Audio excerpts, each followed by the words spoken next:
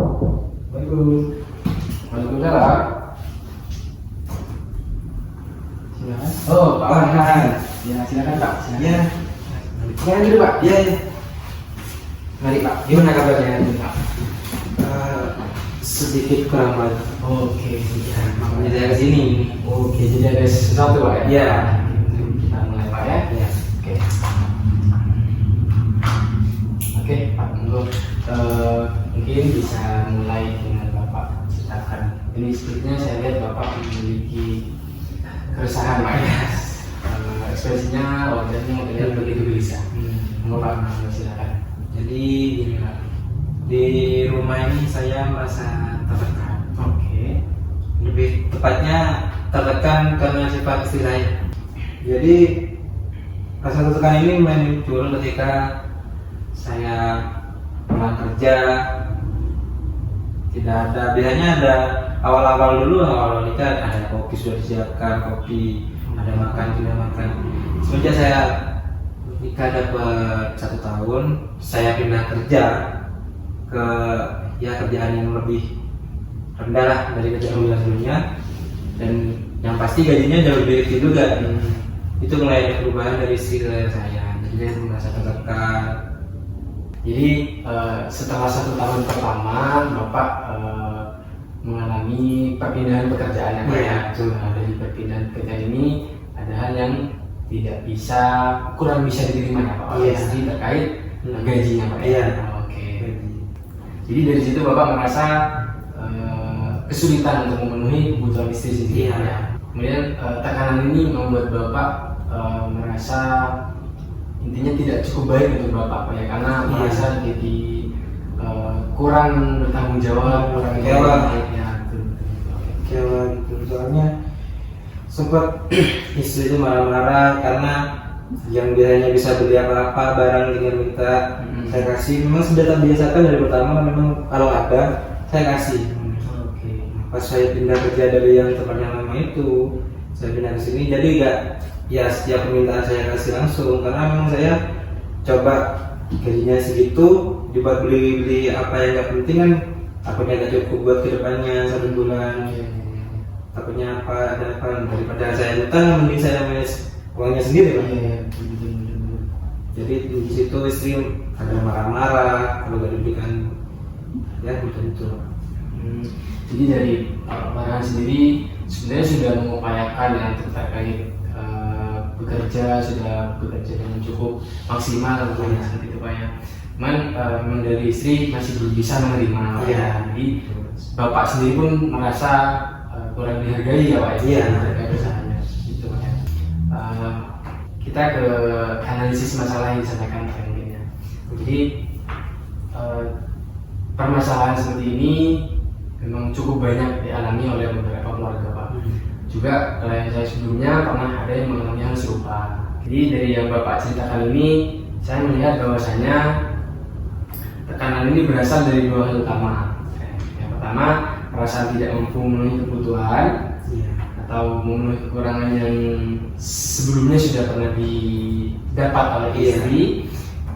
Kemudian yang selanjutnya adalah dari Bapak sendiri memiliki kecemasan karena takutnya ini berlangsung cukup lama. Hanya Bapak datang kemari untuk agar masalah ini cepat selesai. Oke. Kemudian terkait tekanan ini sejauh ini, ini sudah berlangsung berapa lama?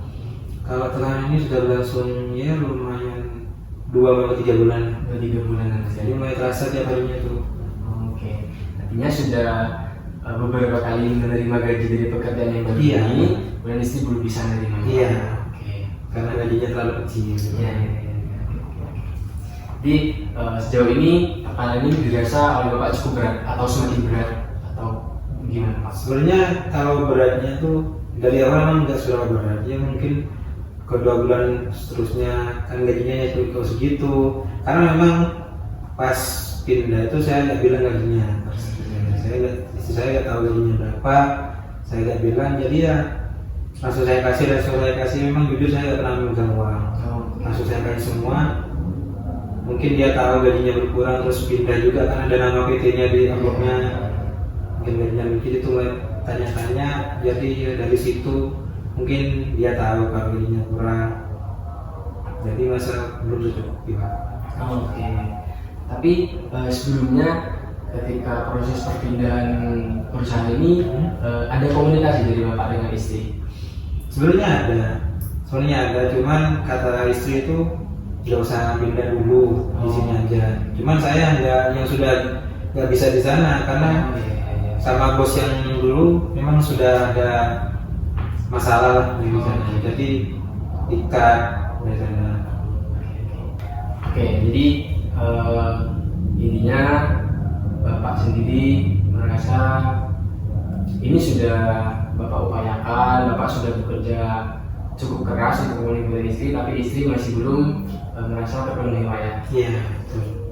Oke, ini mungkin kita lanjut di bagian solusi Pak, atau mungkin masih ada lagi? Sudah. Oke. Jadi kalau dilihat dari analisis masalah ini yang bapak sampaikan tadi, ini cukup mirip dengan klien saya sebelumnya. Bedanya hanya saja permasalahannya adalah yang kemarin ini istrinya juga sama-sama bekerja, Pak. Harus Pak, ini memang ibu rumah tangga Pak. Iya. Jadi mungkin kita bisa coba dengan langkah yang pertama itu dengan bapak mencoba mengelola emosi. Sejauh ini ada ini nggak Pak, pernah sampai cekcok nggak dengan istri? Mulai 2 bulan ke 3 bulan ini memang sering cekcok. Sering cekcok Pak ya. Apalagi pas hari ambil gaji itu baru dibuka itu sering. Oke. Jadi tahap pertama ini mungkin bisa bapak dengan mencoba mengelola emosi. Salah satunya mungkin dengan bapak melakukan kebiasaan bapak yang bisa membuat bapak lebih fresh, mungkin hobi bapak, atau mungkin bertemu dengan teman-teman sebaya, atau ya mungkin dengan orang-orang yang biasa bapak temui. Ya mungkin orang-orang yang memang terbiasa dengan bapak gitu. Nah tujuannya biar bapak ini bisa lebih tenang, bisa lebih fresh, lebih bisa mengontrol diri. Nanti dari peningkatan yang dialami dari segi emosi bapak, dari situ nanti bapak bisa mulai untuk mencoba menyampaikan kepada istri terkait alasan atau jawaban kenapa permasalahan keuangan yang sekarang kita alami ini